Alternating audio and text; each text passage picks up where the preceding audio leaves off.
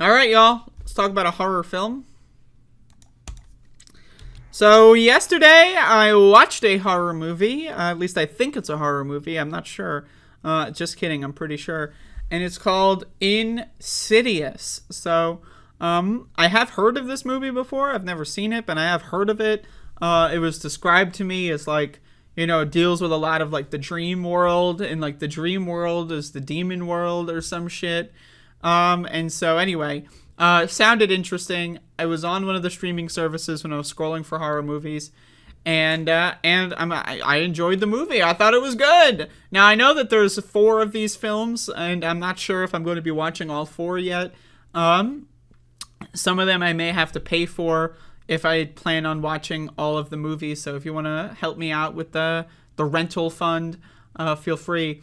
But Insidious, I thought this movie was really good. I love the tone. I thought the tone was really good with the way over the top music, like the loud ass piano. Like it sounds like someone was just going like right.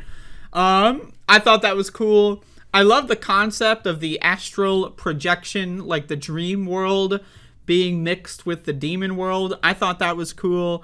I thought that this movie had some really good scares in it. I thought the demons looked cool, especially the red face fucker, like when he was crawling on the walls and when he's hanging out in the ceiling and when he's like hiding behind something. Like I thought all of that was really great. I mean, I like personally, this movie really combines like the goofy kind of shit. Like it's hard to make a scary movie that's 100% horror, right? Because sometimes like things are a little silly and they get goofy unintentionally, right? And then it kind of like maybe takes you a little bit out of it.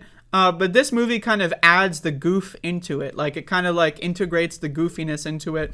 Like especially the scene when at the end when the father goes into the dream world to find the kid. The kid basically ends up in a coma because I got lost in the dream world and the demons are trying to get into his body. And so he goes in, so the father goes in to rescue the kid, goes into the dream world, and then like the fucking goddamn song is playing while the guy is like fucking sharpening his Freddy Krueger ass claws, and it's just like a super goofy scene. But it's also really great. Like the scene where he's like looking out the window and then his tongue is like, ooh. So again, I think this movie combines the horror with enough goofiness that it kind of, provides a little bit of levity so that the horror scenes are more horrifying.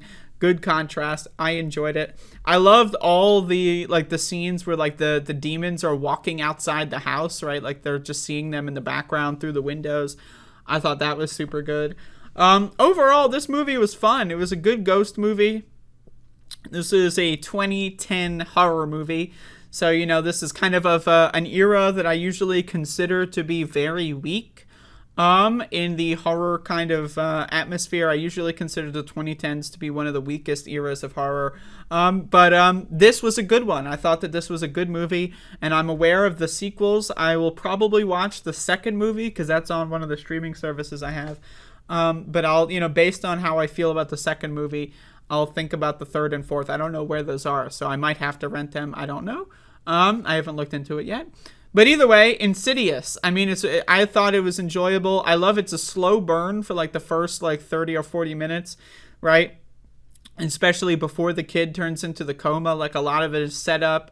Like the family moves into a new house. They say that some weird shit was happening that made them move to a new house. And then throughout the movie, they end up moving again. And then like, I also just want to say one of my favorite parts of this movie on the goofy stuff was I loved how they had like the demonologist, whatever lady, and her 2 goofball sidekicks. Right, I love the montages where they have all this like big beefy like analog equipment and they're pressing all the buttons and flicking all the switches and it's making those loud ass noises and they're fucking adding on the films and they're like they're putting all the pieces together and it's just I love the clunky analog like like shit like that, like the cameras. I think it's super fun. I think it's super cool. And I love those montages. The characters were a little dorky and nerdy, It was just really cool. I liked it. I really enjoyed this movie. It was goofy in the right places and it made the horror like way more impactful. And, it's got a twist ending. It's got a cliffhanger ending.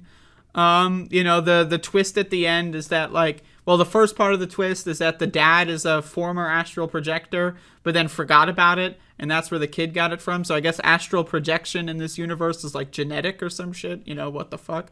But anyway, so then the kid gets it, and then they have to, like, make him remember so that he goes into the dream world, and then, like, basically, like, a ghost from his childhood, there's an ending. He interacts with a ghost from his childhood, and then it leaves a cliffhanger for the second film.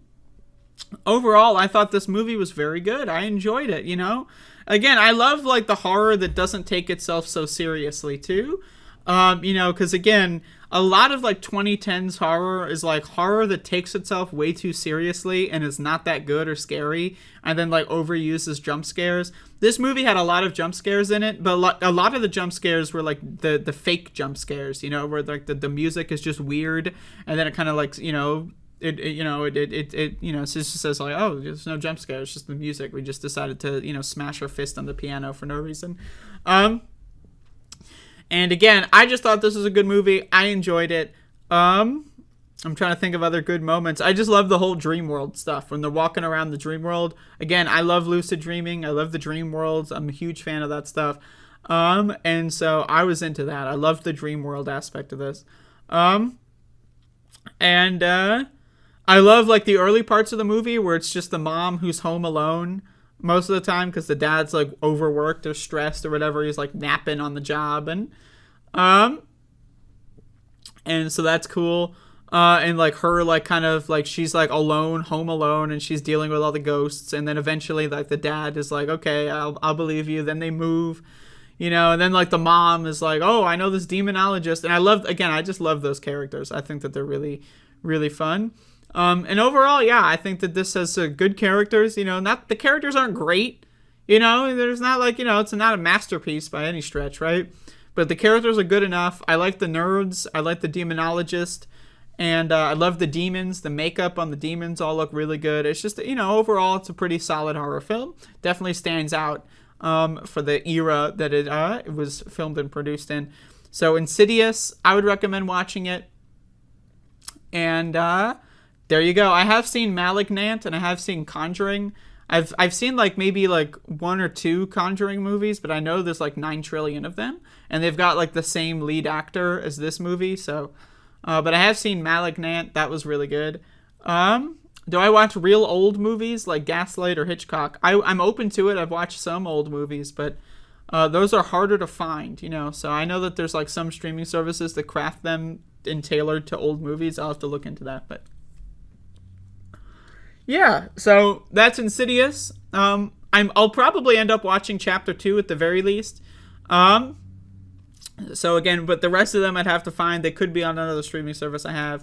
They could be just for rental. I'm not sure yet, so I'll look into that. But so far, out of a first movie that's clearly designed to be, like, part 1 of 2, right? Again, a cliffhanger ending. Clearly, it's, like, half of a story. I'm in. I thought it was good. So that is Insidious for you.